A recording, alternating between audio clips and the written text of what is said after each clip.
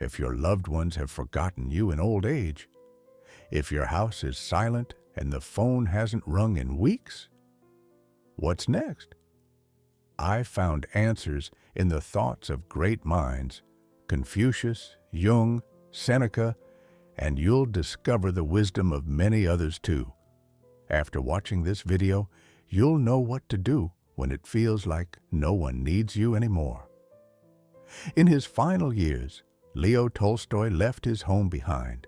He renounced wealth, fame, even his own family. He wrote, "Everything in a person must be true, even pain, even loneliness." Tolstoy believed, when you've been abandoned, only the essential remains, yourself and God. He wrote many times, "The meaning of life doesn't lie in others. The meaning is in the good you continue to do, even when no one is watching." Buddha left his family by choice to understand himself. And this is what he realized. All suffering comes from attachment. You suffer because you long for recognition, for love. But what if you stopped longing? What if you simply were and breathed? Buddha said, "A person is truly free only when they depend on no one." Old age is not a sentence, it's enlightenment. Viktor Frankl survived a concentration camp. He lost everything, everyone, and yet he wrote, "Everything can be taken from a man, except one thing, the last of the human freedoms, to choose one's attitude in any given set of circumstances. Growing old without loved ones, it hurts. But if you find meaning, you will overcome the pain." Frankl said, "Don't ask what you expect from life. Ask what life expects from you. Maybe it expects you to be an example, to tell your story, to pass on what you've understood." Confucius said, "Old age is not decline, but the summit, where a person sees farther than anyone. If your family has turned away, then perhaps you must become a teacher to others. And in that lies great strength." He taught that respect for elders is not a duty, it's an honor. But if no students come, find meaning within yourself. Be a light, even if no one is watching. Carl Jung explained it differently. In the second half of life, a person stops playing social roles and finally meets themselves. Loneliness is not a punishment, it's a chance to return inward, to find what you've hidden your whole life behind masks. You are not alone, it's just that now you're truly with yourself. Socrates, who was sentenced to death by his own people, said, "A person is revealed by how they endure solitude, not by fleeing it, but by conversing with themselves." His favorite phrase, "Know thyself." And you know when those words matter most? When there's no one else around, because only then do you truly hear yourself. Marcus Aurelius, Roman emperor and philosopher, wrote in his diary, "You can be happy even if the whole world turns its back on you, because happiness is the work of your soul, not someone else's kindness." He said, "Don't be offended if you've been forgotten. Offense is a poison you drink, hoping someone else will get sick. So just live with dignity for yourself."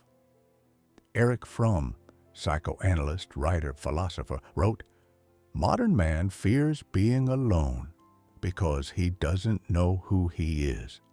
Fromm explained, "You are not a thing, you are a process. You are a living meaning. And if you're not appreciated, it doesn't mean you're worthless. It means they haven't yet learned how to see depth." Fyodor Mikhailovich Dostoevsky knew what it meant to be rejected, broken, forgotten. But he believed, even in darkness, you are light. Dostoevsky wrote, "A person can be respected simply for having suffered. If you are alone, you are not empty. You are depth that not everyone dares to look into. Mathieu Ricard, a man who gave up a career in neurobiology to live alone in the mountains, said, "The most beautiful feeling is when no one needs you, and yet you're still full of love." He meditated in silence for 8 hours a day, and you know what he discovered? Happiness is not something you're given. It's what you radiate when you carry no resentment. You can be alone, but you don't have to be empty. Seneca, the Stoic philosopher, once advised emperors, and in old age he was left in exile alone. Yet still he said, "If you master yourself, you are rich. If you know how to be alone, you are free." He taught, "Don't be upset that you've been forgotten. Be glad, for now you can finally hear yourself." Jalal Rumi, the 13th century Sufi poet, wrote, "You are not a drop in the ocean. You are the entire ocean in a single drop." He knew that pain purifies, and that loneliness is not a punishment, but a way to hear the call of the soul. Rumi wrote, "When your soul is lonely, it begins to sing, and its song is a prayer. If others have walked away from you, it means it's time to return to yourself." Albert Camus, philosopher of the absurd, a man who lived through war, plague, and inner emptiness, said, "True freedom begins where you accept that life doesn't have to be fair. And if you're old, alone, and feel unwanted, it's not the end. It's a chance to say, 'I still exist,' and that is my defiance." Carlos Castaneda said, "A warrior walks alone, but he is not lonely because he walks with intent." It's in old age that the realization comes, the world is not an outer stage, but an inner path. Castaneda wrote, "You either complain or you act. There is no third option. If everyone has left, rise, stand up, and walk, wherever your spirit leads."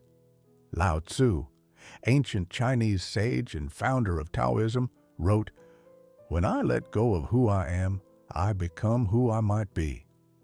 If people have turned away from you, don't hold on, don't blame. Flow like water.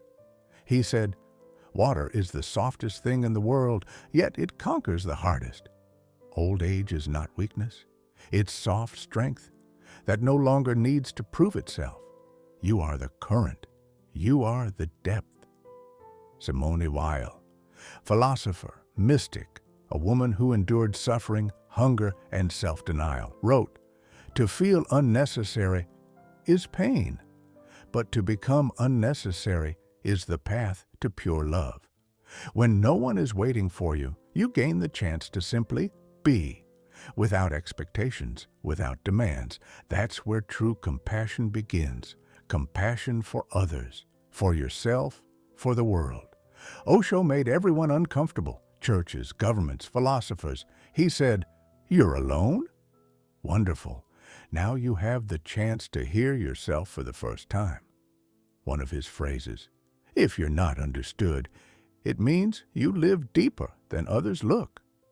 Old age? He laughed. "You are not a body. You are the dance of consciousness. And if no one comes, dance with yourself." If you're alone right now, if the grandchildren don't call and your children have forgotten, this is not the end of the story. It's the beginning of a new chapter where you are the main character. A hero who doesn't beg for love, but radiates it. Who doesn't complain, but watches with wisdom. Who owes nothing to anyone, but still has much to give. If you've been forgotten, it means you now have the chance to remember yourself. All your life, you lived for others. Now, for the first time, you can live for yourself. Don't ask for love. Become it. Don't wait for the phone to ring. Be the silence in which peace speaks. And know this, you weren't betrayed. You were set free.